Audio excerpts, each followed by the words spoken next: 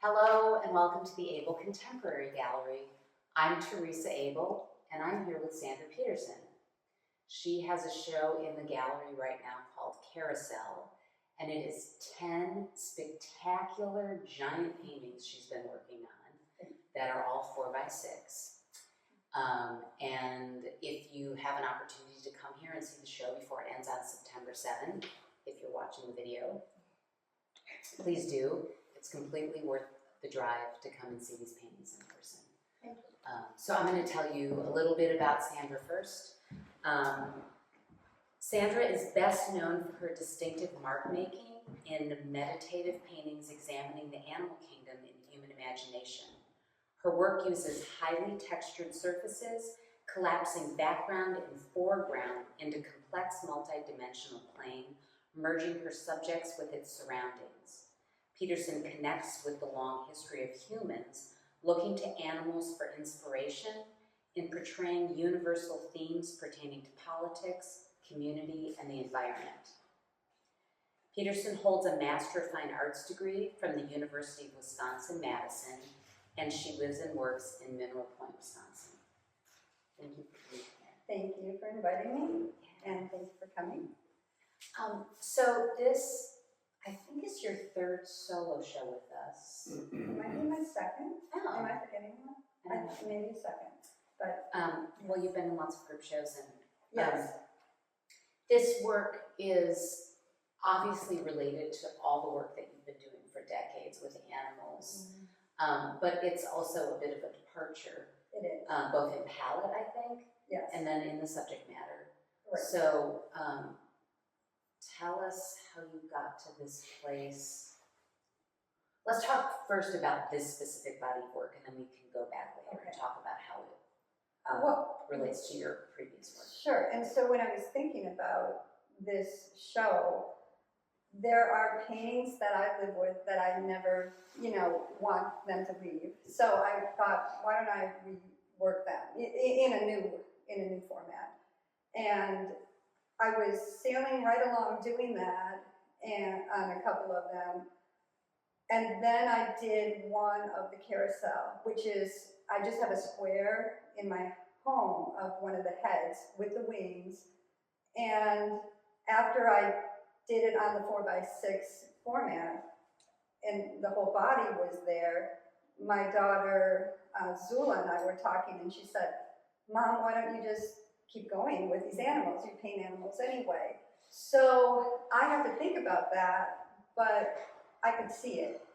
Did you know it was a carousel animal, or was it just an animal and then Zula recognized that could be I knew it was a carousel animal. Okay. The one in my house, even though it's just the head, it has the round patterning of the circular shapes, which I see as life-giving forms, amoeba-like forms. So that's the offset, that's the balance to these still life creatures. I see them as still lifes, but then they have a life.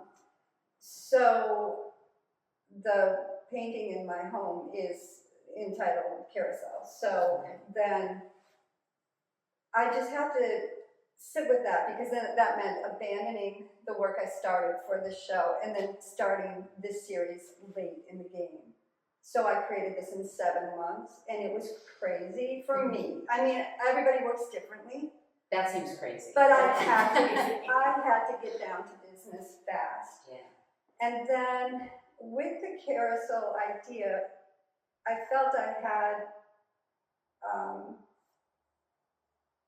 had permission sort of to try new things, because what I'm remembering from riding carousels or seeing them today is the forms and the spray paint. Like you can just see it like spray painted on, and the saddle overrides the paint of the animal, and it's just like, wow, can they get away with that? That's pretty cool.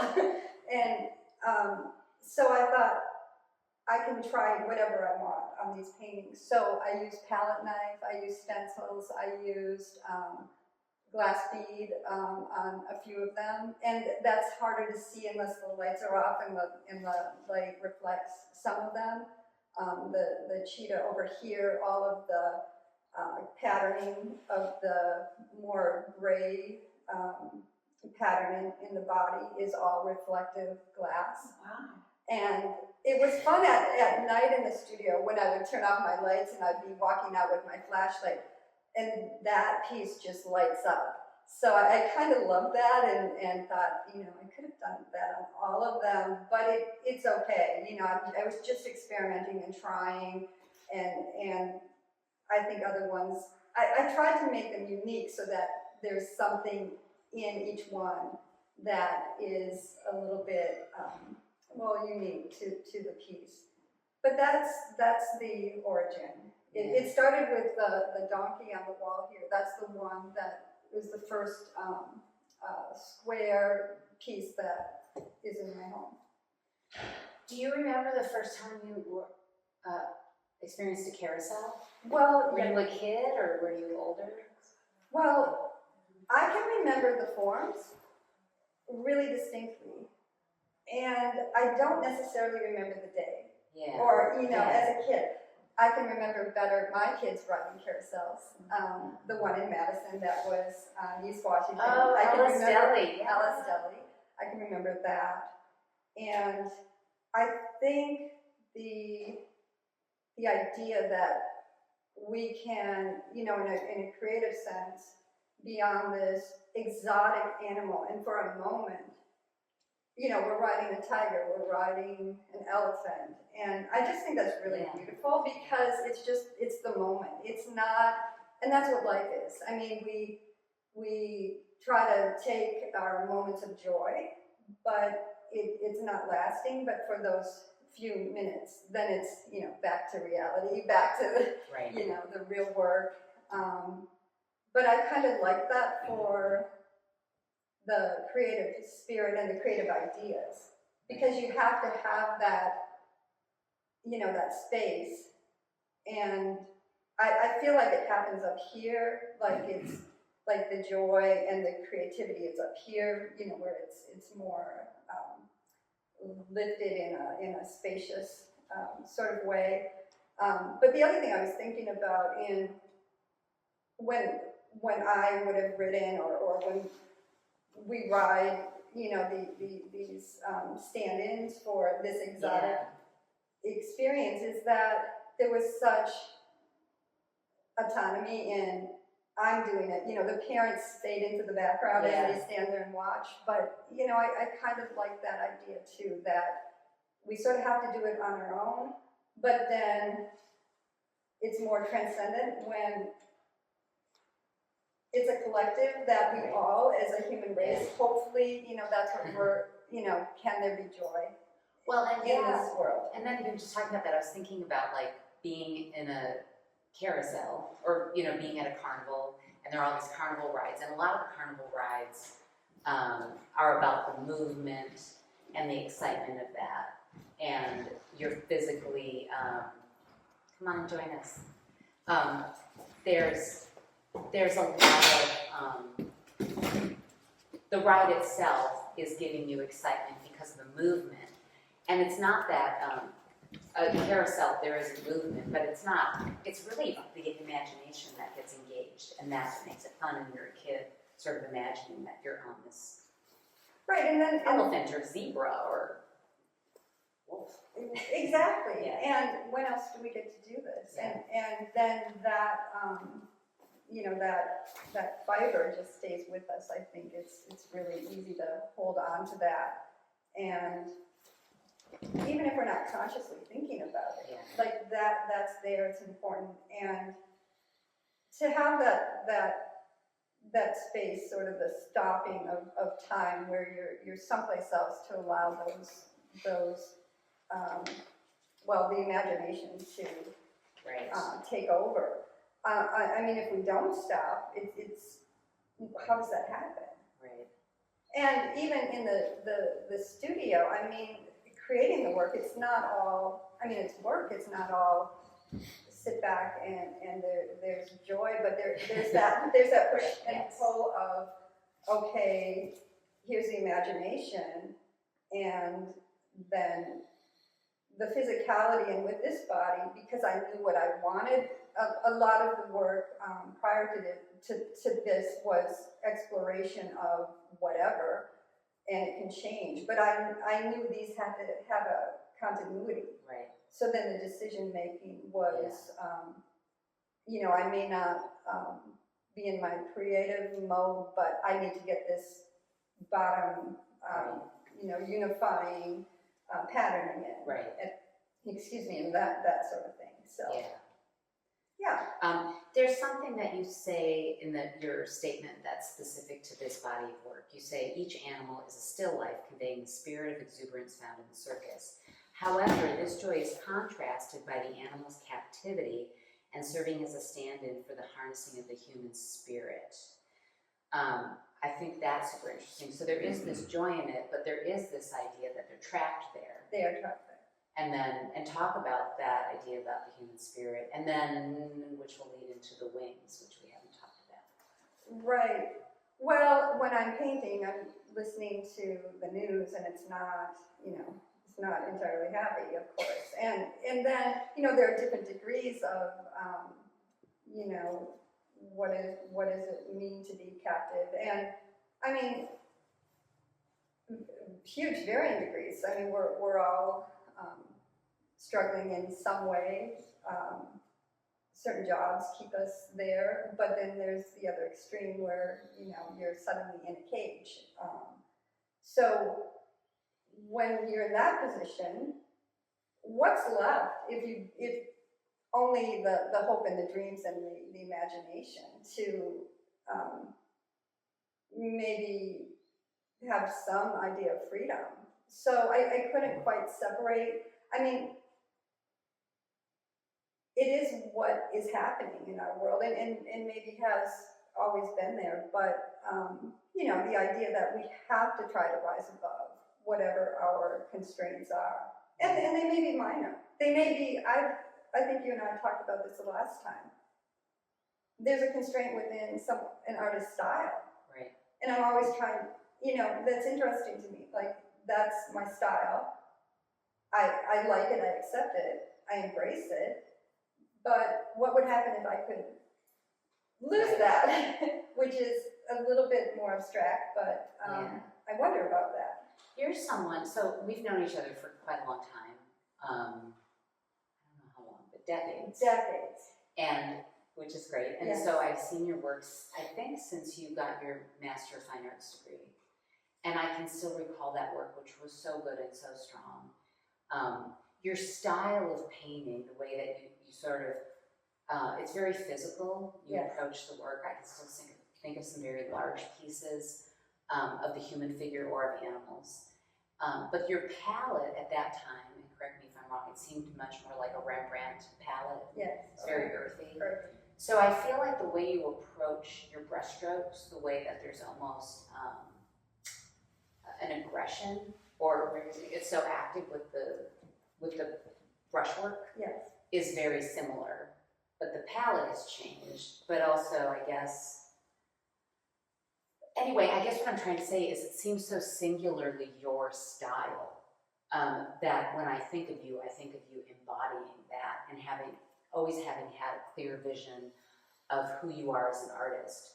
And have there been times that you've wished you could push out and do something very, very different from the way that you paint? Well, I think the color palette is a conscious choice to push beyond the style. Even though I love that style and sometimes wish that's, you know, I'm just using the ochres and the browns and and when I use them, such as in the cheetah in the background, it brings back all of, you know, those past paintings. I love that. But I also know that there's other colors available, so I try to, you know, so that is one way to work beyond a style that I'm comfortable with. I mean, it's kind of cool that I can't lose that, you know, maybe freedom in brush making, which I love. And with this series, I had to rely on a little bit clearer image, but still, you know, have that energy and, like you're saying, more of a physical application. So I do love that. I wouldn't want to lose that necessarily, but you know, to just see where else it can go. Even the donkey piece that I have in my home, which again derives from this one, they're very different. This is more controlled brushwork than the one in the house is so loose. But I was young and free. You know, now I organize a household. I pull weeds out of my garden. You know? So how do you not become more, you know, able to make your marks in a more direct way? Yeah. And my kids say, "Mom, why don't you paint like you used to?" And I'm like, "Yeah, I was your age. I was young. I was free." Yeah, I'm trying. Just to be clear, for most people, this is still pretty free. Oh, good. Because really, for me, it isn't. You know, like you right. know how my backgrounds can cut right into. Well, I guess they still do. You know, cut into. But I know you mean even more. Sometimes it's so that you almost really have to really think for a while before the animal even comes out of the background. That's because right. They're so embedded. They're so meshed with each other. Yeah. Right. But you didn't talk about the wings. So the wings. So that's one of the things we talk about, things blending in with the background, and it's not always apparent right away, but every one of these animals has wings. Mm-hmm. So as they are confined, you know, within the constraints, they are given wings for me, for the spirit world, you know, for wherever their spirit takes them in the now or afterlife. It is the signal of hope or dreams, and to keep going, and you know, against all odds. If we don't have that, if we don't have hope, you know, what is there? So that is the signifier, to just be, you know, that freedom.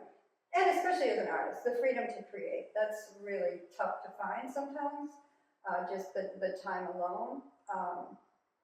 Because for me, doing the work, and again, in a short time span, I had to try to get in the studio, and I'd always feel like, I gotta get there. And I was being really efficient in the other work that I do on my property, like, you know, pick up 5 things at once, put them away, get to the studio, and so that time itself is so precious, and you know, it sort of can be a constraint if you don't have it. Yeah. And I can remember, I'm better at this now, but I can remember times when I would be painting and saying in my head, I wish I could paint more. And I'm thinking, that's really odd. Like Sandra, you're painting right now. It's okay. Okay, paint more. But yeah. So can you recall at all why you initially in your work, not this body of work, but in all of your work, became attracted to depicting animals? I do think the animals are a stand-in for humans, and because I think in the animal kingdom we all relate to, you know, like we have empathy, and so it is a stand-in if one wants to see the animals that way. I was painting the human figure more before I jumped into this, and currently, aside from this body, I am bringing the human figure in with the animal, which is pretty exciting to me. Yeah. Because they're intertwined, and so I'll be happy to keep exploring that. Right. Yeah. So if you're painting up the human figure, is it all from your imagination? Do you have a model, or like with these animals, do you just sit and think, what is a zebra in my memory, or do you look up photo references to get any sort of sense of scale or anything? I do. My thing, and I've taught before here and there, and I tell my students, look up whatever line art. That's all you need. You just need a simple, you know, cheetah line art. You need for me, I need a simple reference, or this can be helpful. Once you have that basic form, a few pencil marks, which I use, in this body of work, maybe a more exact outline, then you can just disregard that, and then they become your own. But to just see that basic shape, sometimes with the human figure, I have to sort of see it in the canvas, and then there's the outline. There's the direction. That's the more intuitive approach to those other works. Yeah. So, just so, something I think that's interesting about you, besides the fact that you're a great painter, is that you live in an old church, and you paint in a different old church. So a long time ago, you bought a property that had a very, very old wooden church. Yes. And that is your studio. That's and then there was a newer church that the congregation built that was renovated, and that's where you live. So I think that's fascinating. But you have this big, cool studio, which, like, if you see pictures, it looks very romantic. Like, she's painting in this old church. It is certainly not always romantic because it's not heated very well all the time. Right. But for this way that I'm sending this conversation down is you have a large space to work in. So when you're working on a body of work like this, do you have a lot of these started, and then are you working on all of them simultaneously? Or how is that process for you? Yeah, especially with this series, if I didn't bring them all up to speed at once, I felt like they were going to look a little bit lopsided. And I had 9 and was working on the 10th one. I was sort of, thinking about the space, how are they going to fit in? And I knew at minimum I would want to give you 10. And one broke the format. It's still in my studio. It wasn't quite there. I had a hard time getting the last canvas. I was ordering and it wasn't coming in. What do you mean, just getting the canvas Getting the itself? canvas itself. So I was working on another more square but large format.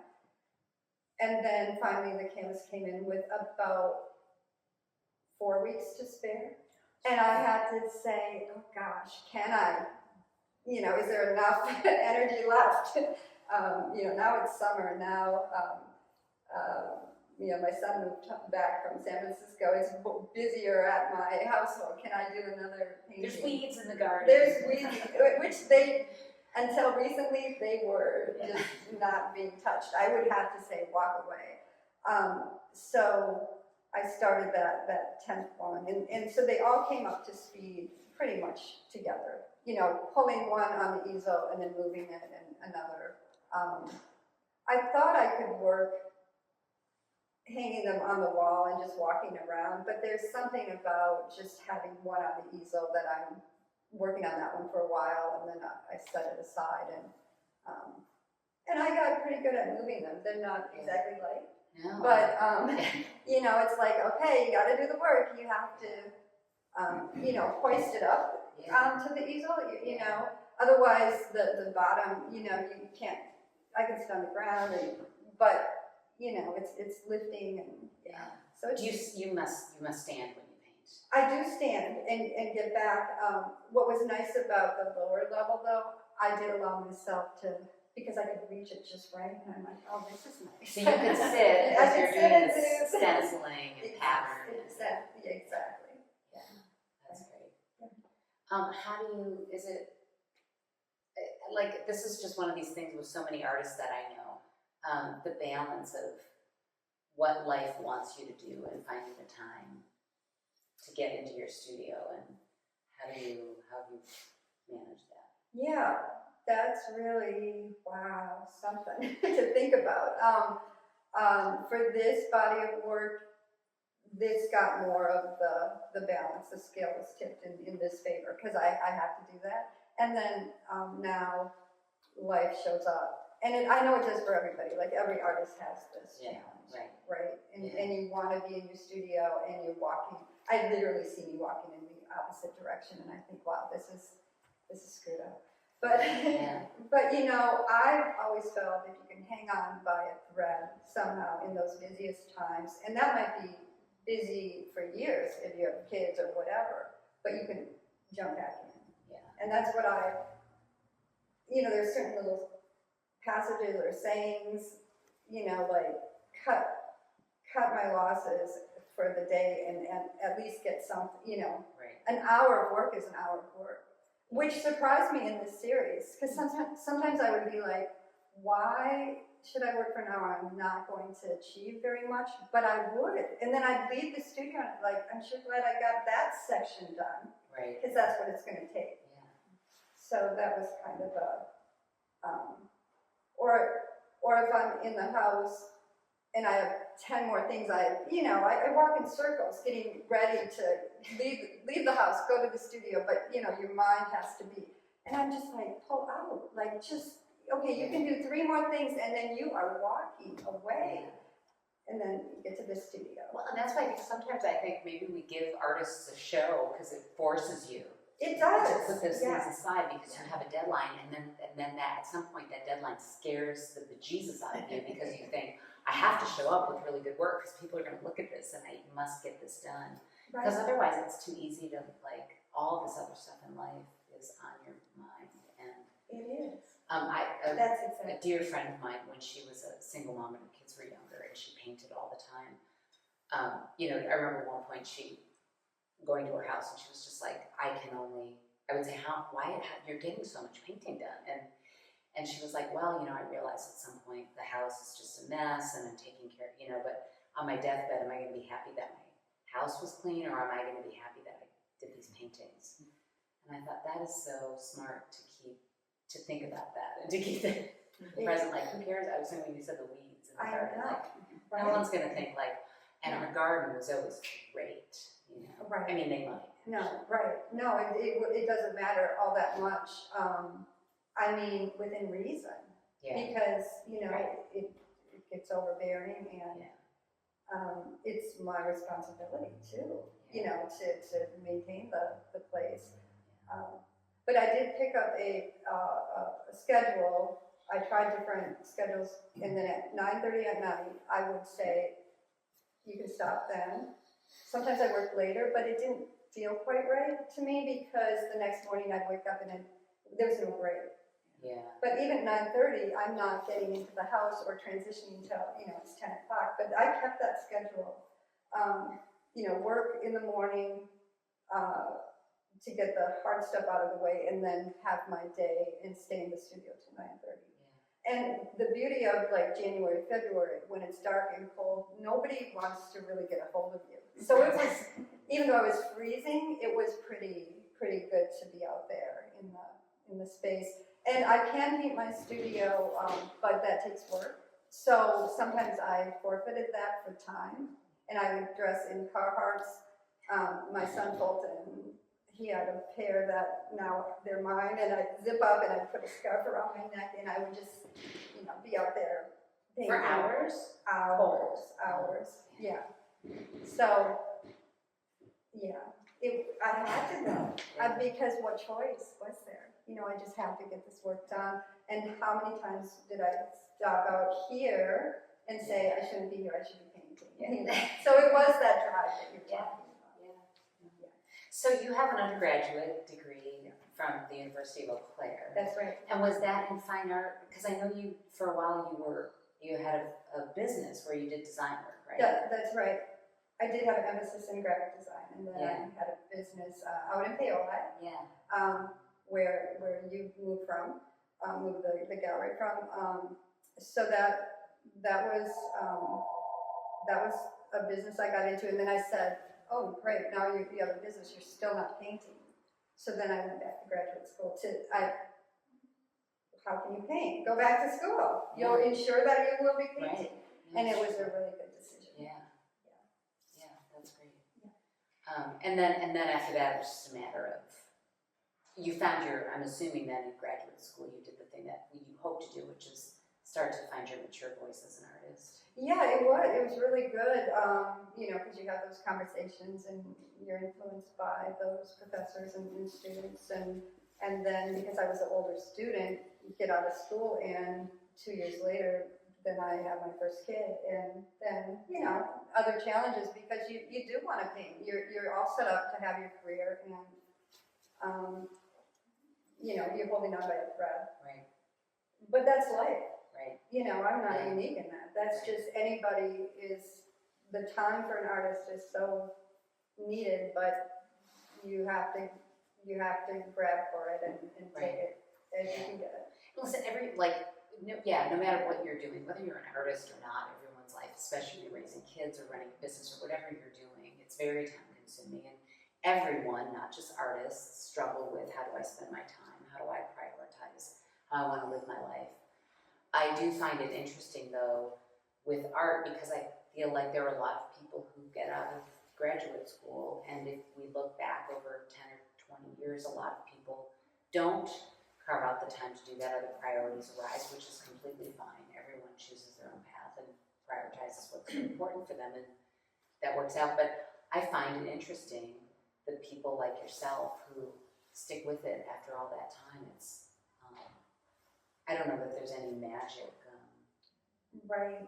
Probably not. reason like why you just did. You just Right. Just do. wanted to. There is some sort of lifestyle in it. A vocation of wanting to do the work. Like that's just a part of it. And whether you get 8 hours in the studio or 2, you're striving for something. Now, so when you and I first met, we were living in a little town, I don't know, it's a hamlet, a village. It wasn't really, it's an unincorporated little area called Basco. And That's right. There was an artist, Ron DeCope. He still owns this property, and we were renting, and there were a bunch of artists living there. Right. But I think about, there's a lot of things, for me, when I was young and after I graduated from college, I started dating an artist, my best friends were artists, then I lived in this place, and because a bunch of us at that time, a lot of people renting those apartments in this kind of wacky old building, Right. were all creative people, and so we would hang out, everyone was making art, and I think it made it easier because everybody was doing it, right? We had a little community, a little colony there. Right. Everybody. And I didn't even think about it at the time. It just seemed like that's what, and then I'd go to work and my friend Kelly was painting and everybody I knew was painting. But I think maybe that's part of it, is that when you're surrounded with people who are doing it, it doesn't seem like a weird thing to be doing. Right. Everyone was just... Peter was placing sculptures in the yard for at Ron's place. And we just lived with art, and we were coming and going, and it was pretty great. Yeah. I don't know if we realized it. I don't think we did. Yeah. I mean, I think it was just, we were the fish in the water and didn't recognize the water, but I think back to that, and I think that was a really pretty cool thing that we were all... Right, and Beth Blayhut was there, and Rob Kendrick was there. And just everybody made stuff. Everybody was just talking about making things. Right. But then when you and Peter bought the churches and you moved, That's right. but you continued to do that, was that harder then to keep, or did you retain a creative community after that? I know you had kids then. Yeah, we did, because we had each other to support that notion. We each had working spaces. Peter had a pole barn that he converted. For those who know, Peter Flannery, I should say. phenomenal sculptor and does foundry work and has a giant. Yeah. Right. I mean, his studio is something to, wow, it's crazy. It's pretty impressive. And then I had the working space in the church. So, but we could always have that art conversation, and support one another in that way, and still do, Right. And even buying that property was about prioritizing your art so that the two of you would both have studio spaces. That's right. That was a necessity. Living space and 2 studio spaces. Yeah. So, yeah. I mean, it's interesting because I feel like we have 2 businesses out there. Like, it doesn't look like it, but I'm running a business. But it really doesn't. It doesn't appear to be that way. But it's pretty tough work. Yeah. Not just the painting, but just I'm maintaining a larger property, and wow, like I get up and move in the morning, because if I don't, it's just no one else is coming to do the work. Right. Yeah. Well, I'm going to open it up to questions in a minute, but I just want to, this body of work, I don't know, I just think it's so spectacular, and Thank you. And as much as I want to find homes for every single one of them, I also just think what a great opportunity to see them all together. Yeah. It's really, Right. it's an immersive experience. Thank you. It's really, Yeah, they should all stay together and go to the next place wherever that may be. Yeah. Do you have anything you want to add to this conversation that I've overlooked before we? Not really, no, Yeah. you can open it. So, yeah, does anybody want to jump in, Marla? I'm seeing on each piece what I'm thinking of as cells or bubbles, and they're throughout. Is that symbolic or is that a design decision? That's symbolic. It's amoeba-like forms that are the life-giving, cell-like forms that are moving and alive around this thing that is the still life. Yeah, so you're exactly right. Right on. Okay, cool. Thank you. Anne?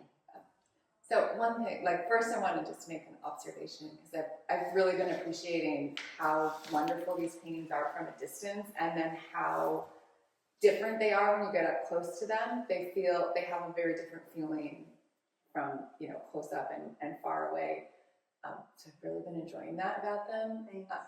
But I would love to hear you speak a little bit about how you construct a painting, like how much pre-planning happens versus spontaneity in the work as you're working a composition. Well, for this series, the pre-planning was the bottom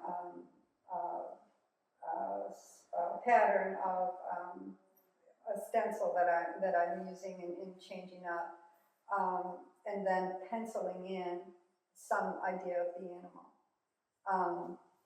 The pencil marks don't move like the paint marks do, so in any painting I might start with that, and then So there's gesso and then you do a pencil. yeah, there's gesso. I do a pencil outline, and then it is intuitive. Where the cell-like form's going. It's really intuitive. The elephant, which you all can't see, and I'm looking at it, but there are little elements, and almost like some of it becomes landscape, and other paintings don't have that. Some do. I think the cheetah has like maybe like a cliff-like form for a landscape. I mean, the horizontal format pulls them in that direction, but it is intuitive, and also. Do you choose the palette ahead of time? Like, do you think this one's going to be kind of orange and red, and then, or do you put the background in, or do you paint the animal first? Or does it all happen at the same all time? at the same time. Gets built up all at the same time. Right, and I wanted to change up the colors, to represent that colorfulness of the carousel, the circus, that sort of idea. But it is intuitive. I mean, you all probably know, working as artists and in the design world, that negative space matters, and you get a strength of, can I open this up more? Can I push this, this leg forward more, the trunk of the elephant, and then you just find those beautiful spaces that you can enhance. So that's kind of how it wasn't like the animal was painted first. It just all comes up at once. And then, if I'm stuck on any piece, and I was working yesterday, it's like, I don't know what to do with this, but I know from experience, put in one new mark, because it'll change then. It'll allow something else to come forward, and it'll give me direction on how to proceed. Yeah. Do you have an influence? Have you looked at, have people influenced you or your style? Well, I have looked at George Baselitz quite a bit, because he's so expressive, the German expressionist painter, and I love his big, like, usually one form in space. I don't, to have very many things for me is overwhelming, and so I look to him. He has a strong paint gestural application, and just bold one outline or one symbol of an animal or a figure. They're pretty stunning. So that's my main influence. Some of these are, they look they look classic and modern, and I'm even seeing steampunk in some of them. Oh, You know, like, I mean, I really do see it, and it's crazy. I mean, Oh, it's wow. beautiful. thank you, Mom. There is a timelessness about the work too, because if someone said these were painted in 1940, I would believe it. But then they also remind one of hieroglyphics or Yeah. there is a. Well, that's good. Then they'll last the test of time, I think so. which is important, I think you so. know, with certain works. Yeah. Now, no one, I don't think, would obviously be able to, out of context, date these, right? No, I don't think That's a so. good thing. Yeah. Good. Anybody else? I have a question. I know your previous work, and you tend to fill the space with a lot of marks. Here, there are these areas of clear paint, which is so great. It brings the contrast of the creature or the backgrounds. Was that a difficult thing to do, or did it offer you like a breath? I don't know, like in this one behind the grave, there are almost serene areas behind all the activity and energy. It's stunning, really, the combination of. Did you have to restrain yourself? Yeah. Is that kind of That I guess is part of the question. Yeah. And was it a breath of relief? Was it relief to be able to have these areas of quiet? Hearing you say that, was it really? I think it was. Just, as you say it, I'm like, yeah. I knew I had to do that to achieve, the continuity with each one and what. I mean, that was the nice part of approaching this. I knew that, what was going into them. It was quicker decision making. And then to leave those spaces was necessary and challenging for me, especially in the wolf, because I typically don't get those nice, flat areas that want to come forward. Those are pretty challenging to do. I mean, for me, I'm like, oh gosh, you can see a brush mark and it's the wrong tone, and then it's like, okay, I gotta paint the whole thing all over, like it's pretty challenging. But, so that, now, excuse me, that one offers that, and others offer, I think each one offers something different. Yeah, because there's some that are more graded, like the rhino, the green blue, it's still a flat area, but there's more movement. There's Exactly. more movement, yeah. The palette in that one is really exciting. Isn't it? Yeah. Thank you. Thanks. Yeah. Thank you. Yeah. Anyone else? Yes. Well, this carousel moves counterclockwise. Is that what is that? Yeah. So when I did this one first, this is the first one, and then I'm going to proceed. So I am sitting down with Peter, and I'm like, Peter, I just have this problem now because I want to do this, and now I have this one is counterclockwise. And he said, well, let's Google it. And so American carousels operate counterclockwise, and Europe, or in specific Great Britain, they move clockwise. And I'm like, no way.